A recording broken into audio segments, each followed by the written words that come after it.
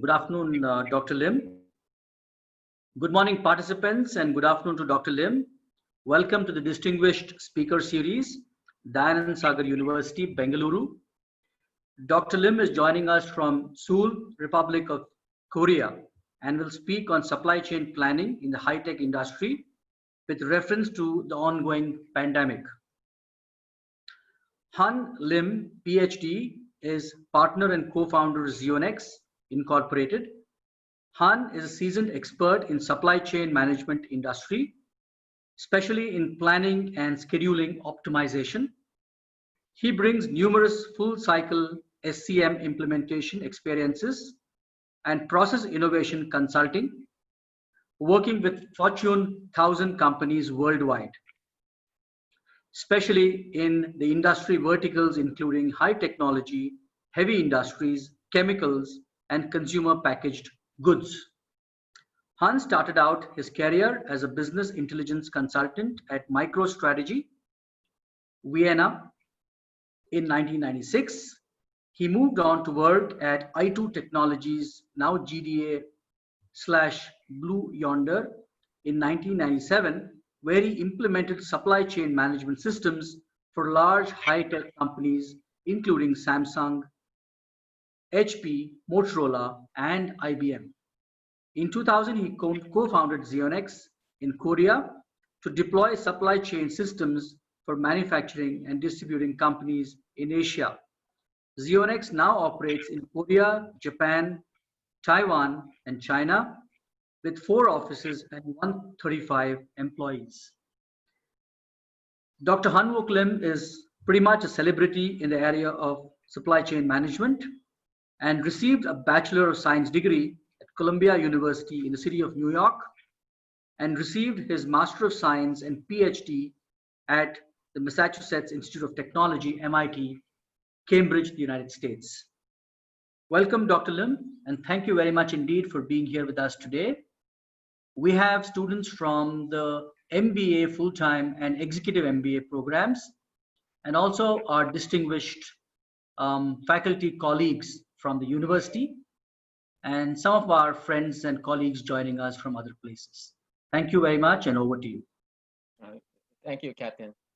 Thank you for having me. My name is Han Lim. I'm one of the co-founders at ZIONEX, which is a supply chain planning system consulting and software company located in Korea. I have 3 agenda for today's talk. The first one is a case study of LG Display supply chain planning system. And the second is supply chain management issues during COVID-19 era. And third is a brief company introduction for ZIONEX.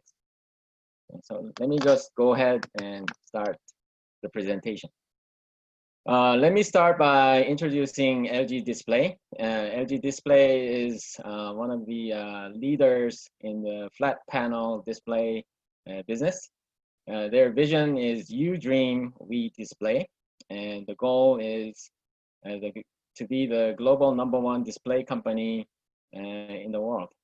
And their core values are good, and they actually have the right people to do their business, who have their passion, professionalism, and teamwork.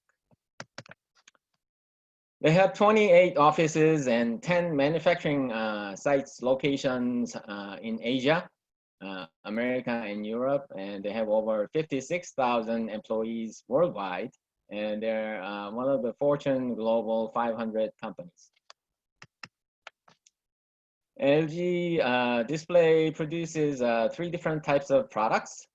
The first is TV and public display, the large flat panel displays. The second is notebook and computers. And third is a mobile and AM OLED and panel displays and module. And LG Display has many large top brand customers, including Apple, HP, Dell, Amazon, and so on.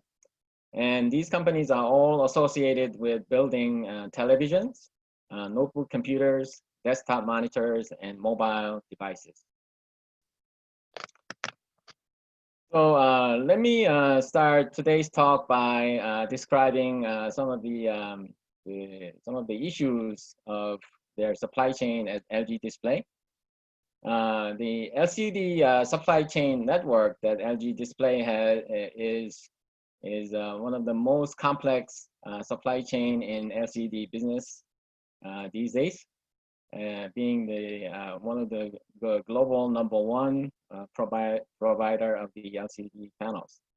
Their module factory locations are spread out all over the place, including China, Poland, and Mexico, and Brazil in South America.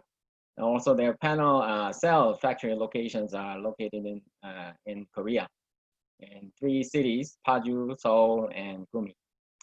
So as you can see, their factories are located all over the place, and they have this daunting task of balancing the manufacturing and distribution of their products across all of their manufacturing locations. So let me explain some of the key issues that need to be addressed and resolved at LG Display.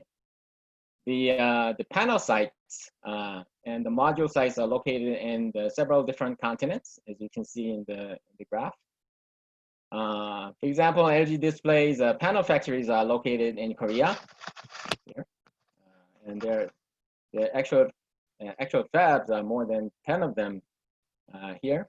And they produce what's called array and cells within Korea. And then they ship their array and cells over to their module assembly sites, which are located in Korea, China, Europe, Americas. And also they use many of the OEM outsourcing factories in many different locations. So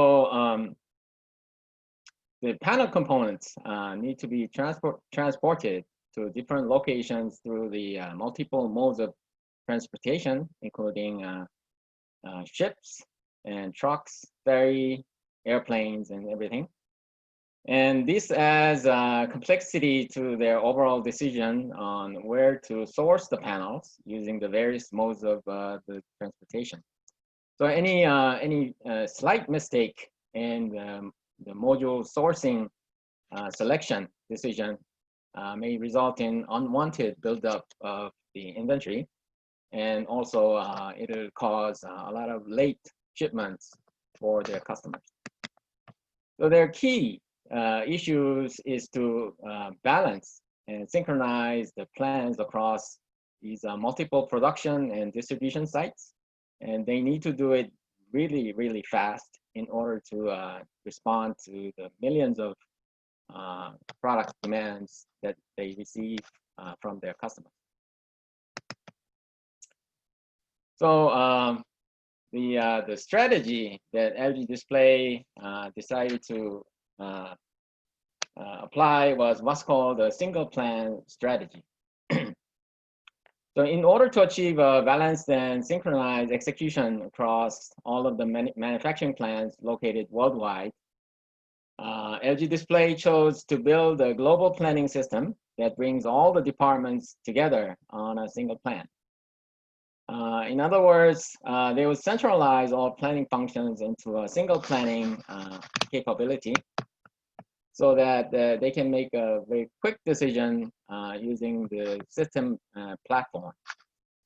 So what they did was they actually brought in all the salespeople and also the production and distribution department and material purchasing department into a single platform where they can share all of their plans and make adjustments so that everyone is on a single page. It's a simple idea, but it's very difficult to achieve when you have multiple factory locations located worldwide.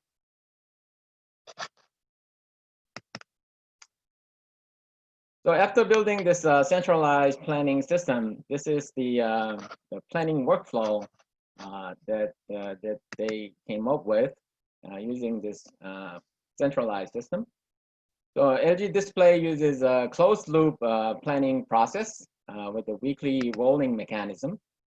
So their major plan versions are updated weekly basis, while the weekly plan is modified on a daily basis, as there are daily changes in the demand forecast.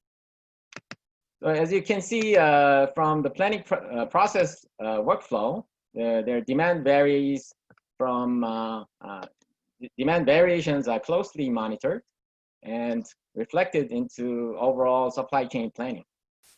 And of course, there are some limitations to how much the plans can change with the demand variation due to the many physical constraints on the capacities and material availability, and also the production transportation lead times.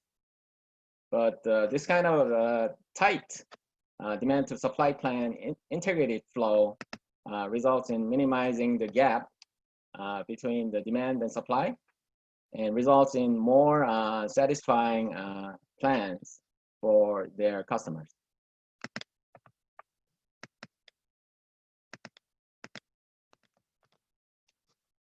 Right. So after building this single plan supply chain platform, a lot of things have changed in LG Display's planning process. And the major planning improvements we saw in LG Display was reduced planning cycle. So before the system was implemented, they did most of their planning using Excel spreadsheet and in dealing with their demand forecast and building their initial production planning and reviewing and doing the revision and coming out with the final plan. And these planning cycle actually took more than 4 to 5 days on the average when they were doing this on a manual basis. But after this supply chain planning system was introduced, which automated most of their planning tasks using computers, they could do the forecasting and planning and adjustments with a 30% reduction in overall planning cycle time.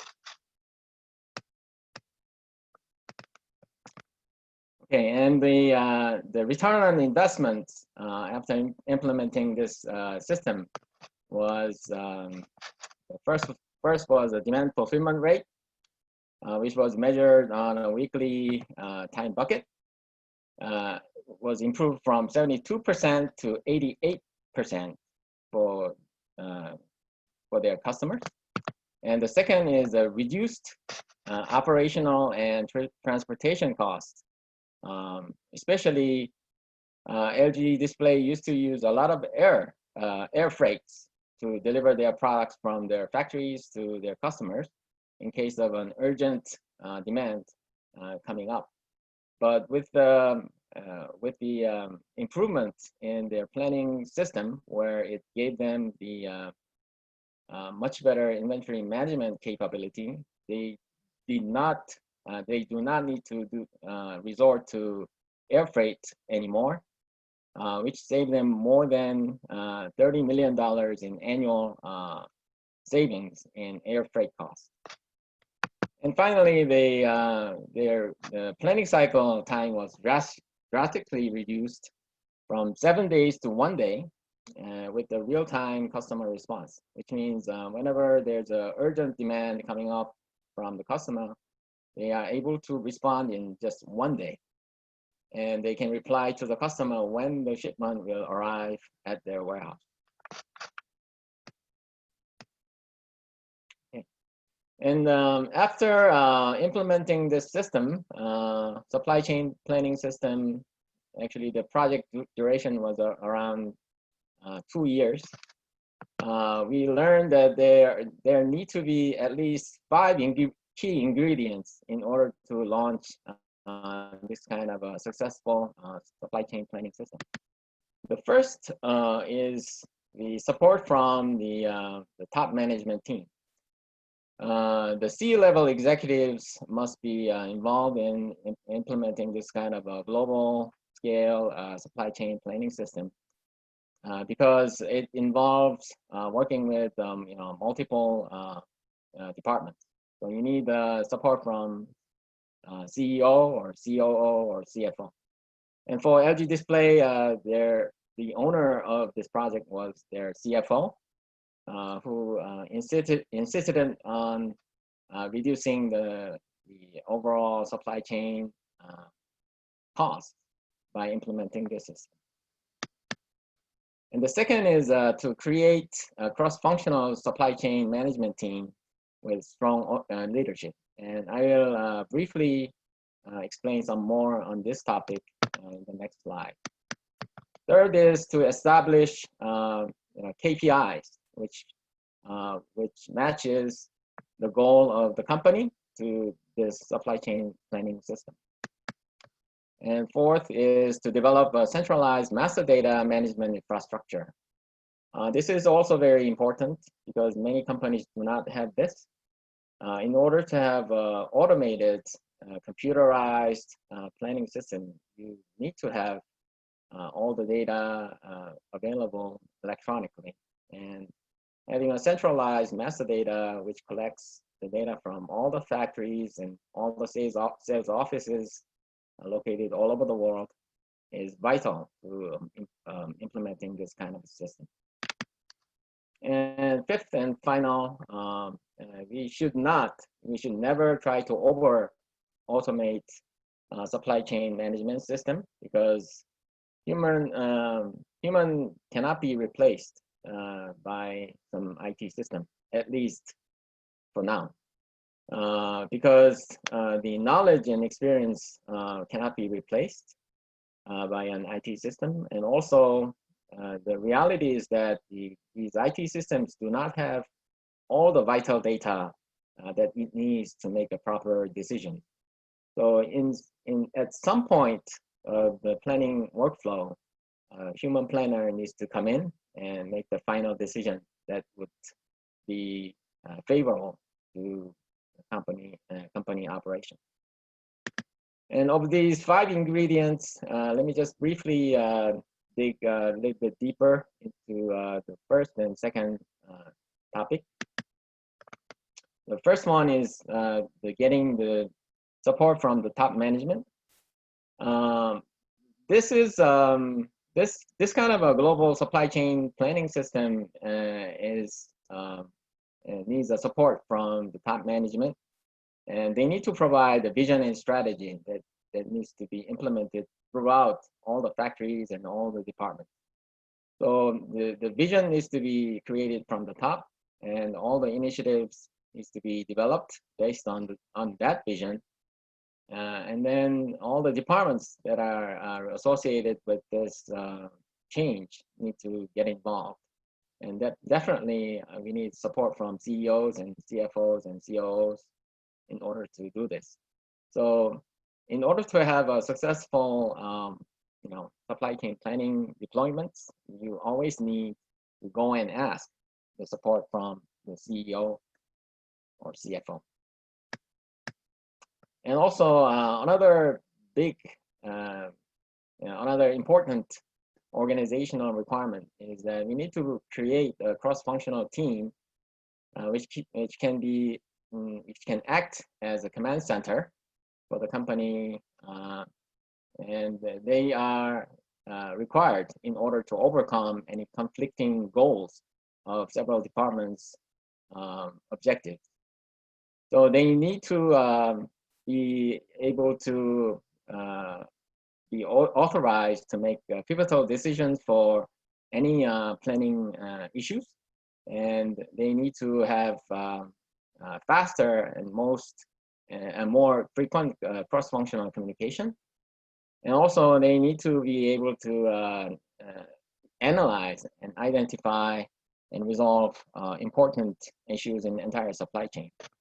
So this SCM team need to be created by combining people from sales department, production, purchasing, and logistics. They all need to come together and form a team, and they need to be able to make all the decisions by themselves without any interference coming from each department, so that they can actually execute on the plan that they built. So LG Display, after implementing this system, is what's called SCM 1.0, and they are currently working on SCM 2.0, which will allow them to achieve extreme supply chain efficiency. And they are building the system towards what's called a Dream SCM, which will enable them to have a virtual fab infrastructure, meaning they have a cyber space where they can actually see and plan all the activities within the factories and the sales offices. So they will be working on that for some time to come.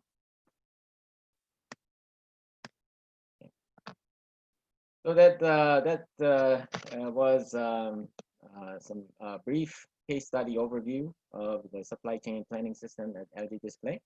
And now I will discuss a little bit of the supply chain management issues in COVID-19 era. So recently, we started a supply chain management project for another leading LCD company in March 2020, only a couple of months ago. The company is called BOE, and this company is located in Beijing, China. So we, some of my colleagues and I traveled to Beijing in March, and that was actually in the middle of the COVID-19 situation, unfortunately. And we had a lot of trouble getting there because of the travel ban and quarantine requirements.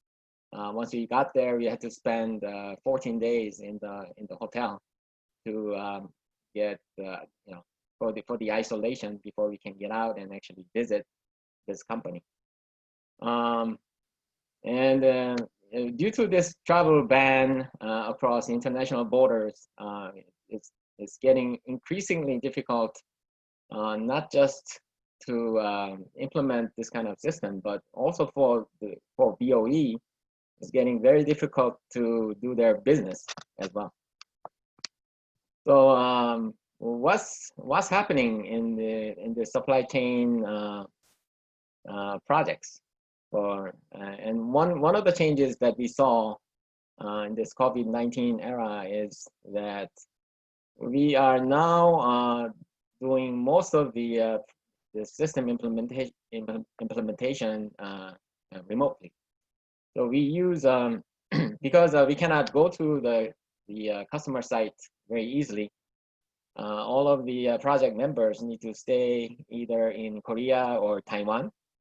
And they use VM, the virtual machine, and VPN technologies to connect to the client's data infrastructure.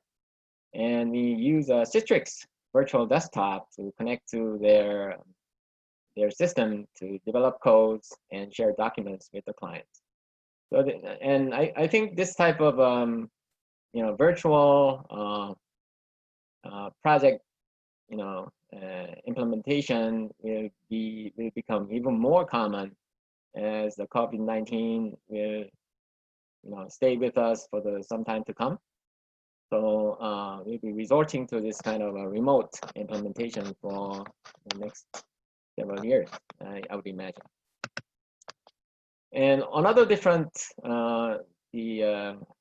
aspect we observed in this COVID-19 era was the motivation for implementing supply chain.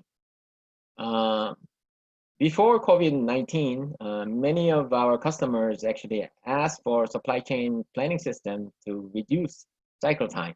That was the primary objective.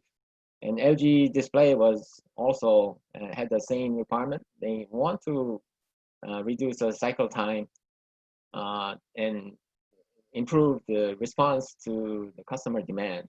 That was the the primary objective of implementing this kind of supply chain. But after the COVID-19, the requirement is different.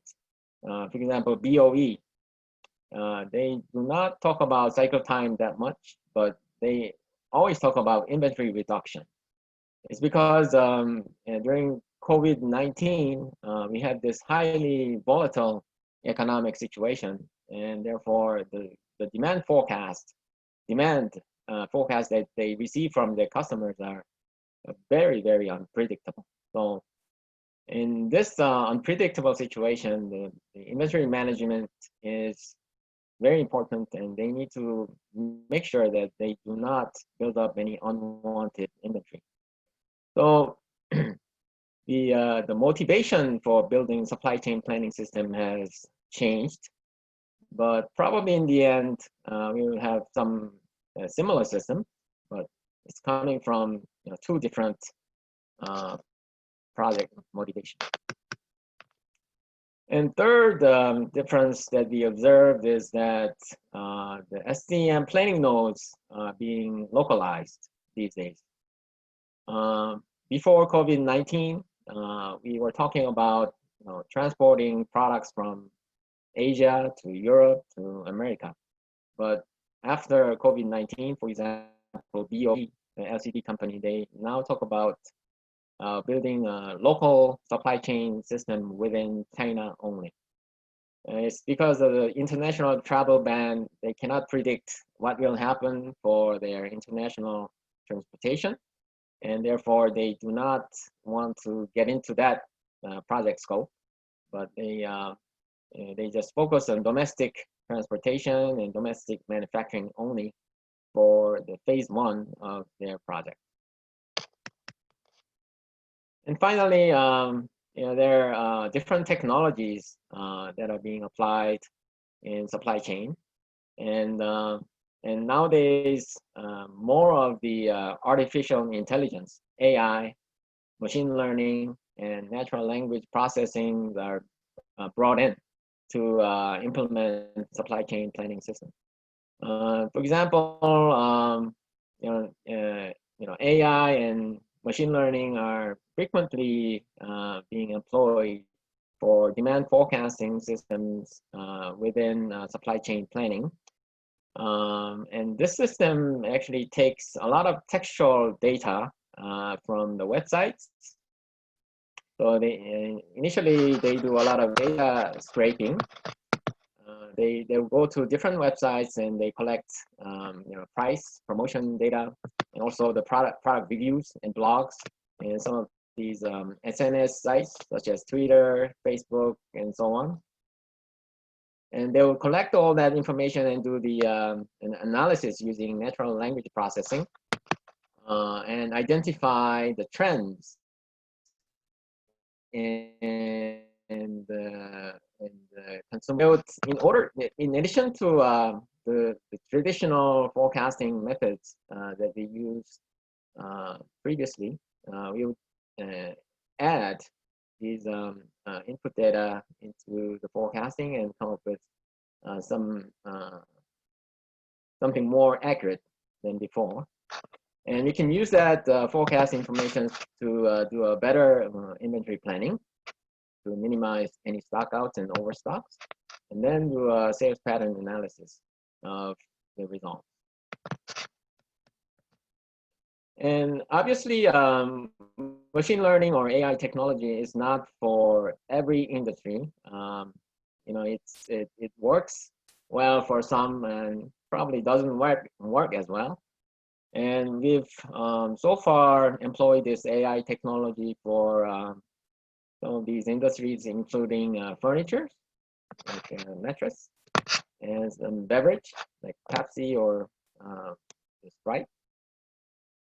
And also some of the chemical companies, we've implemented AI-based demand forecasting, and it worked out really well. And in fact, it made a significant improvement over using the traditional statistical time series-based forecasting methods.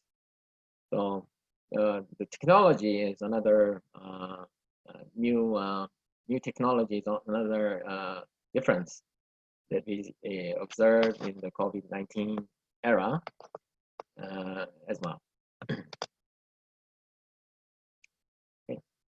So that concludes my presentation on the case study and some of the issues of COVID-19 era on supply chain planning.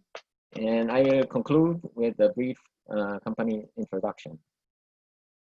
ZIONEX is a supply chain planning and production planning solution provider located initially in Korea, but now we do business in Japan, Taiwan, and also in China. It was founded by 3 graduate students, including myself, and we apply our technology to various industries, including electronics, chemical, consumer goods, and heavy industries.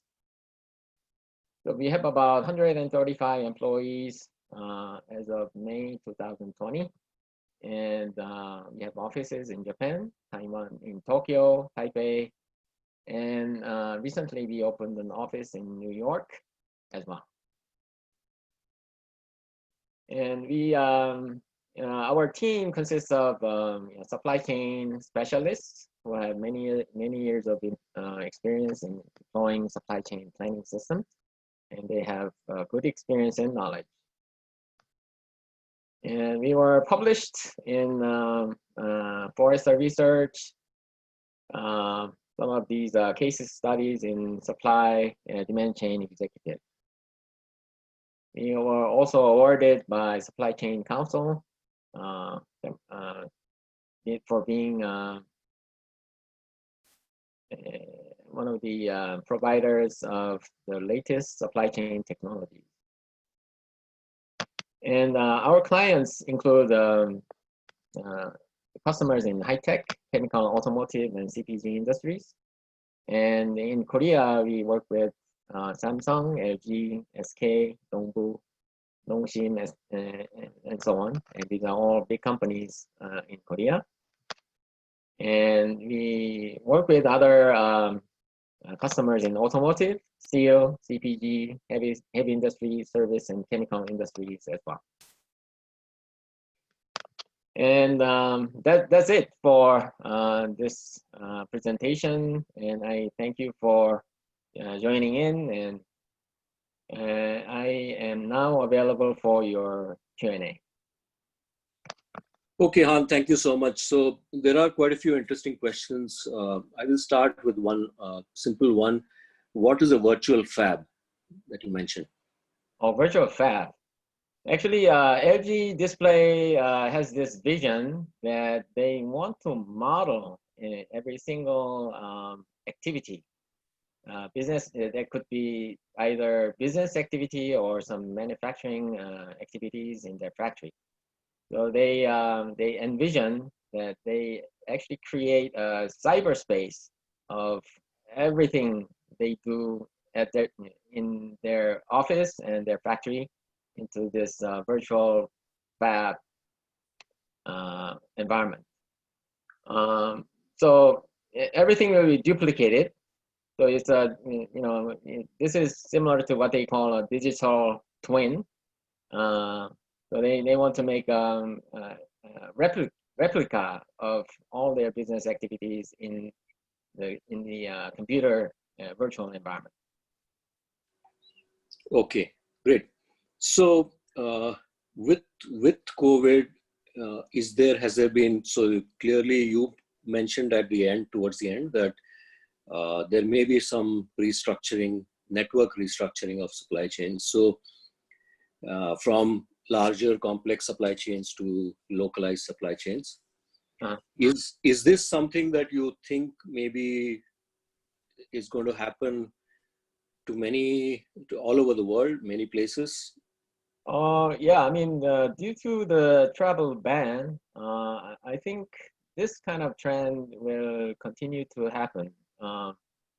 Only a couple of years ago, when we discuss, when we actually talk to our clients and building a supply chain planning system, they talk about a model that encompass worldwide locations. But when we visited BOE this time, they were actually, last year they were talking about connecting all their fabs located in different places. But when we got there, they just said, okay, in the first phase, let's just focus on China. That's what they said. And I think this kind of local supply chain would continue to continue to be the trend. And yeah, that's my guess. Okay, great. So then there are a couple of questions specifically on forecasting. Mhm. And since that is a topic of interest for everyone, obviously. Okay. So what are the considerations? If of course, I'm sure ZIONEX is one of the best tools, provides the best tools in T-Cube, but what are the considerations in selecting a forecasting system or forecasting tools? Oh, are you referring to well, what are the requirements, or? I mean, what are the considerations? So if I were to be a buyer in a manufacturing company, what should be my considerations in selecting a forecasting system?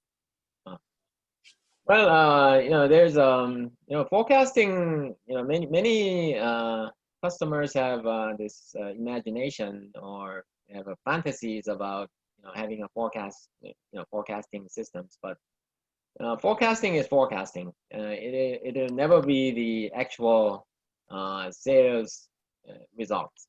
Okay. So you want to have a system that will have that will give you some decent baseline that you could work with. And nowadays, when we go and visit our customers, they also ask the same question, and our answer to what are the consideration for forecasting system is that it needs to have all kinds of all sets of the forecasting algorithm available out there. It's not just AI, not just machine learning, but it needs to have all the traditional algorithms available. So in the end, what they want to do is they want to try out all possible algorithms for forecasting and compare the results and find the best fit that will give them the best accuracy forecasting possible. So in order to do that, you need a platform that has everything in it. And that should be the one of the key requirements for the forecasting planning system these days. Okay, so another question that is related to, say, volatile sales, which are very much happening in these times, and also that leads to pricing variations and some cost variations as well. Yes. What sort of approach can a company take, and what tools are available for dealing with this? This is a question from Gayatri. Oh, I see. Well, especially nowadays, we do a lot of purchasing through websites. So online, there are like online portals like Amazon, and I understand there's a company called company like Flipkart in India. So a lot of people, they use online websites for purchasing these goods.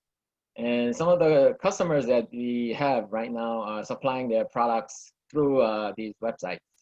So, for example, this mattress company that we are working with,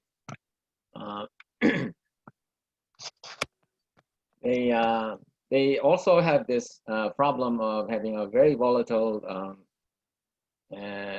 demand. For example, when they reduce their price slightly, somehow all the customers detect that price reduction, and suddenly they, everybody comes in and they start to order. So one day they were selling only 100, and the next day they're selling 3,000. So they know that this price variation based on the promotion or price change is very, very sensitive in this modern online environment. So one of the strategy that we are proposing is that by using this kind of AI related technologies, We actually do the sensitive analysis of the price based on the overall forecast, and then we try to determine what kind of the demand spike we will experience when we do slight change in the price, or we provide some promotion. And this AI-based regression or forecasting will actually allow the users to predict the possible outcome, so that they can actually, before they design any online promotion events, they can predict how much of additional demand they will have, so that they can prepare the manufacturing and distribution to build up the inventory before the actual promotion hits the website. So Okay. I would say AI is one of the it answers one of the requirements for this kind of a volatile demand. Okay. So what I hear you saying is AI is, it is more real now than it was before, and it is not only hype, it is now beginning to be reality, and it's used in reality. Right. I would say in a limited applications, AI is now, is real. You can actually use the technology to actually forecast some of these price change demand, or some promotion demand changes can be predicted, not to a scale of 100, but it's much better than what human can do. Okay, great. So now there are a couple of questions about since majority of the people on this call are students, there are a couple of questions, and I also would like to pose that same question to you. Okay. About the job opportunities and employment, and not maybe specifically to COVID, but not maybe so in the area of supply chain management. So here is sort of, and I will try to phrase that question so that maybe we can take it in a couple of parts. So one is for people who are sort of mathematically oriented, maybe have interest in statistics and things like that. What are some of the opportunities? Second is if one is not of that nature. I mean, if I'm not into statistics, using forecasting tools or mathematics, etc., then for people with more management orientation, what are opportunities in the field of supply chain management? What kind of jobs may be possible? And if you could answer that specifically for people who are maybe in the 25 to 35, that sort of age range, maybe Right. 5 years work that would be great. Okay. Well, in this COVID-19 situation, actually, we were very concerned about this year's business, because we were expecting many companies to actually cancel some of the projects that we were doing, but it turns out that currently none of our customers have canceled the projects, and in fact, some of the new customers are signing contracts with us. So and as you can see, many companies are concerned about managing their inventory. So now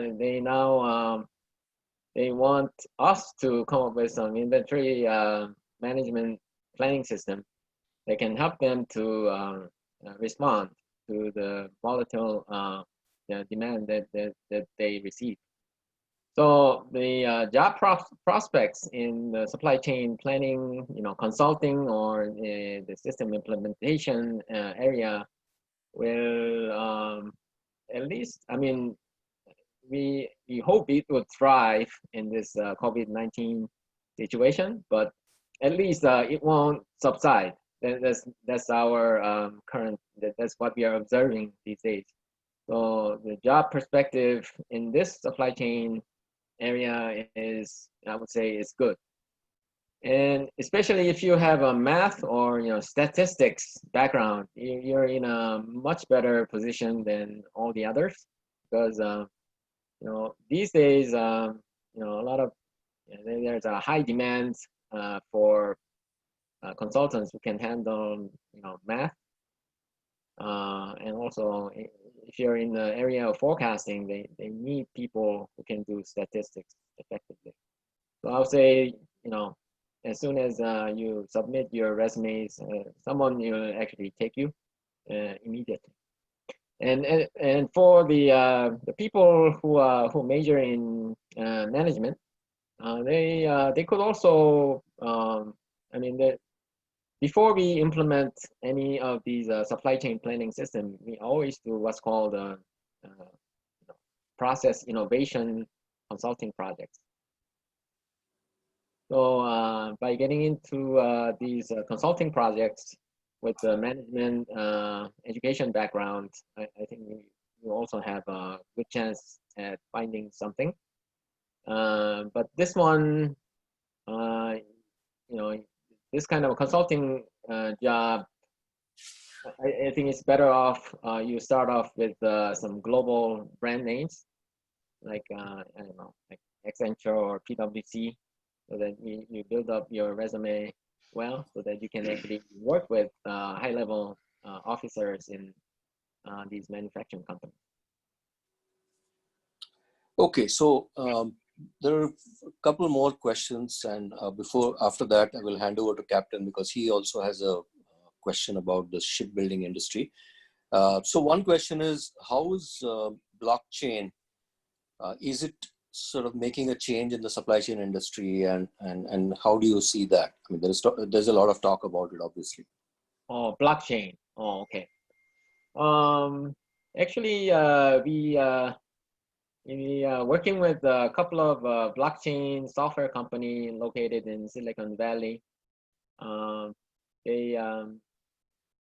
Actually, blockchain has a number of different applications in supply chain area, and one of them is tracing, the product tracing, and it's in the it's not in the area of planning, the supply chain planning, but it's in the area of execution. So when you deliver your products, they want to know where it was sourced and when it was sourced, and they want to know all the history about the product being delivered from the manufacturer to the customer.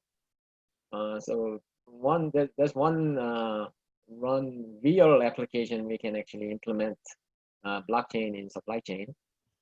So far to this date, we haven't had a real chance yet to actually apply that technology in Asia. I understand some of the Western countries, including US and some European countries, actually implemented blockchain for this kind of tracing, supply chain tracing applications. So I would say it's something that would come up in the future, but it's not yet widespread at the moment. That's my that's the current situation I see. But maybe within the next few years, they'll find some more actual implementation of these blockchain technology in supply chain. Okay. So there was one more question about data management, and I think in the early parts of your talk, you talked about there being a centralized data system, right? And for SCM to be successfully implemented. Yes. Now, how does one manage, and how does a company manage, say, rationalization of part numbers and changes in parts? Because you will have local vendors that will continually bring in changes to parts, modifications, etc. So I mean, that is more of an IT or data activity, and it's outside of the purview of supply chain management, is how you look at it. Okay, so in terms of data management, actually, I have some slides here.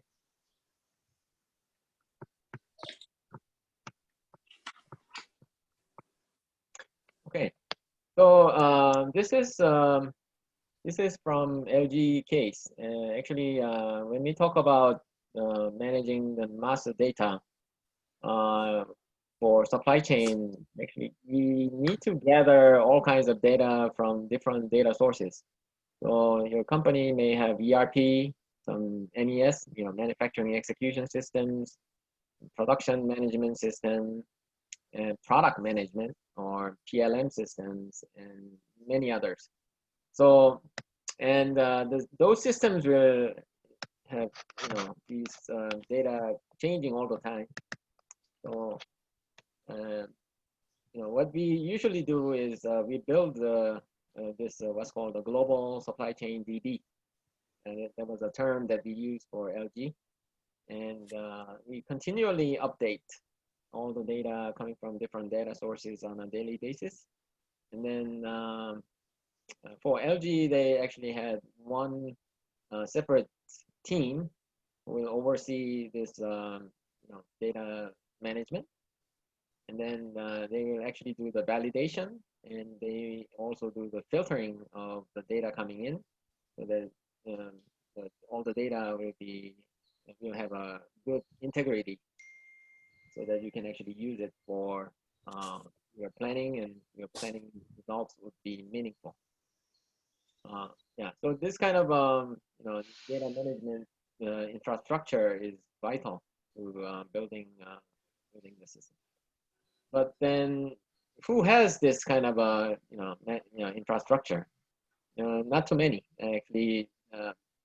When we go and start building a supply chain system, none of our customers actually manage the data in this kind of fashion. So what we do during the project, we actually maybe start by identifying all those source data, and we also evaluate how accurate the data is. They may have the data, but it could be all garbage. So we implement some data cleansing activities, so that we clean up all the data and we collect them together and form this infrastructure.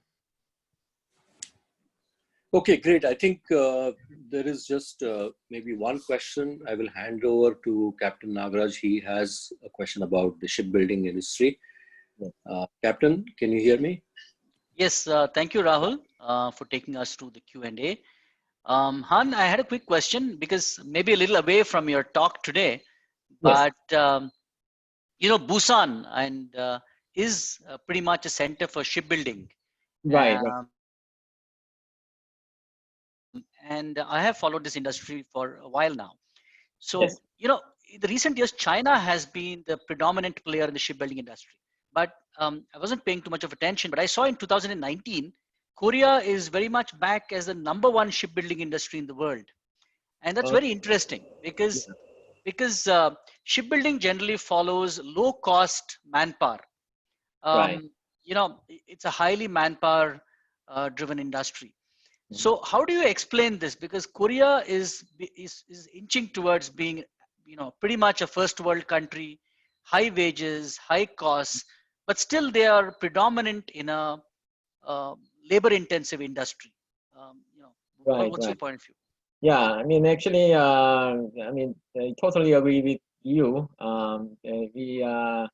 In Korea now, they have to deal with high wages, and they don't have any competitive edge in terms of labor in Korea. So only a few years ago, this shipbuilding industry was going down significantly. So when you visit Busan or Ulsan area, only a few years ago, there's the industry is, you can actually observe the industry going down, because now you don't see so many people on the street. Everybody moved. Many people were laid off, and they moved to other cities for looking for jobs. And there was a situation, but what happened over the last few years is that many companies bought the ships from China, but the quality of the ships were disappointing.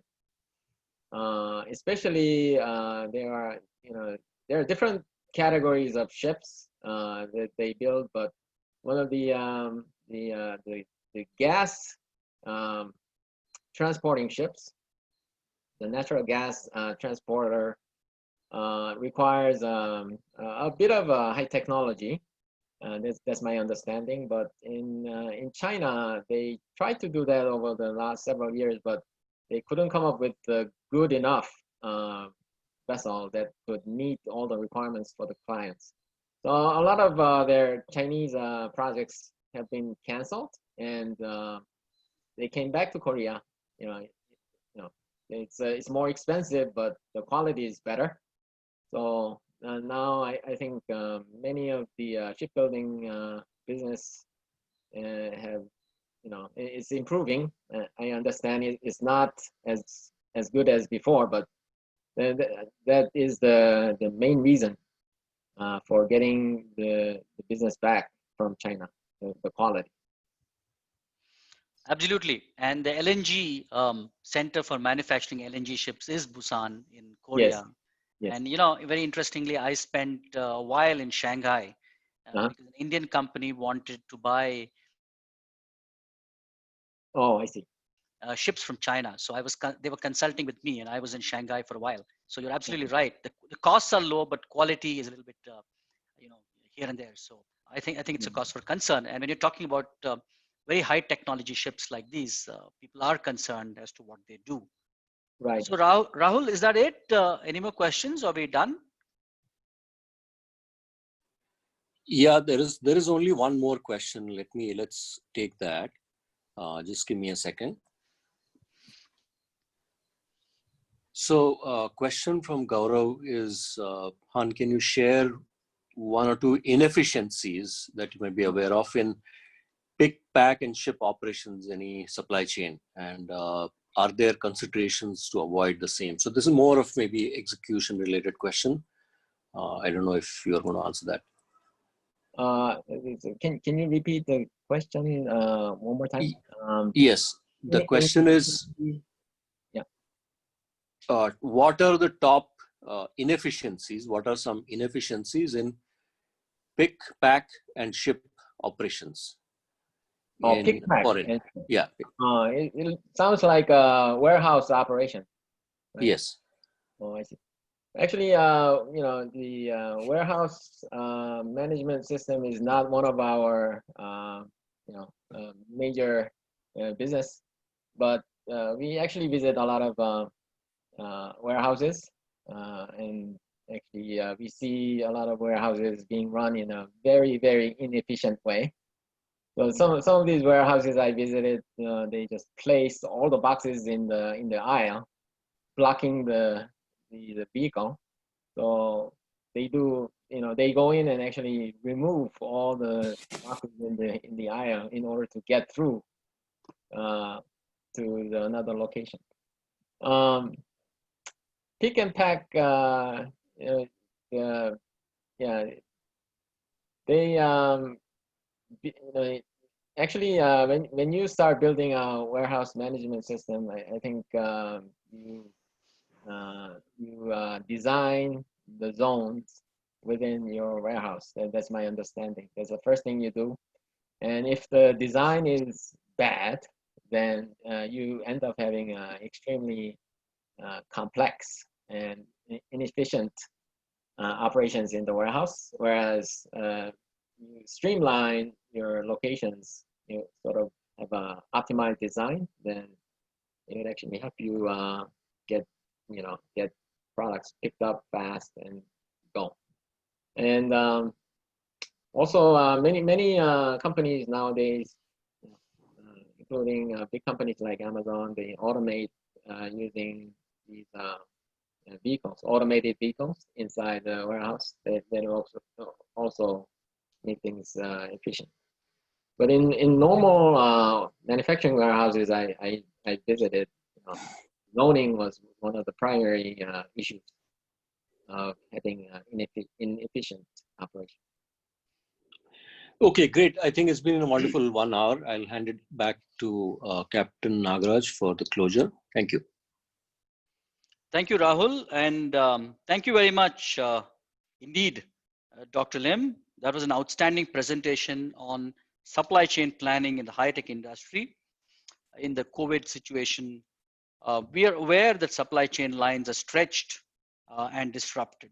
Hence, this talk was very appropriate.